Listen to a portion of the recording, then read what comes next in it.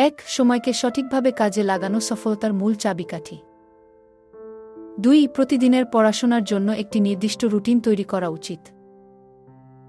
৩. লক্ষ্য নির্ধারণ করে সে অনুযায়ী পরিশ্রম করতে হবে। ৪. পড়াশোনার পাশাপাশি সহশিক্ষা কার্যক্রমেও অংশ নেওয়া দরকার।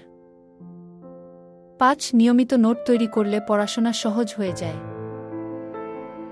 ৬. পাঠ্যবইয়ের পাশাপাশি অন্যান্য জ্ঞানমূলক বই পড়ার অভ্যাস গড়ে তোলা প্রয়োজন। ৭. নিজেকে আত্মবিশ্বাসী করে তুলতে নিয়মিত চর্চা করতে হবে। ৮. কোনো কিছু শেখার সময় কৌতূহলী মনোভাব বজায় রাখা জরুরি।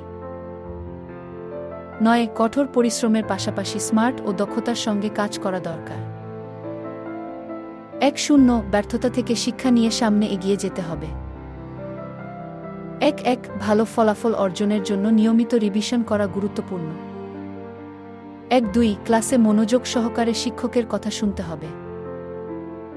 ১. সময়মতো হোমওয়ার্ক ও অ্যাসাইনমেন্ট সম্পন্ন করা উচিত। ১. তথ্যপ্রযুক্তি ও ইন্টারনেটকে ইতিবাচকভাবে ব্যবহার করা দরকার।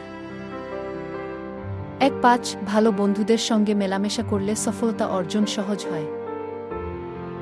১. মানসিক ও শারীরিক সুস্থতা বজায় রাখার জন্য ব্যায়াম ও সঠিক খাদ্যাভ্যাস প্রয়োজন।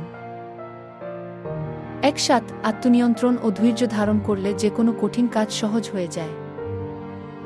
১. অভিভাবক ও শিক্ষকদের পরামর্শকে গুরুত্ব দিয়ে মানতে হবে।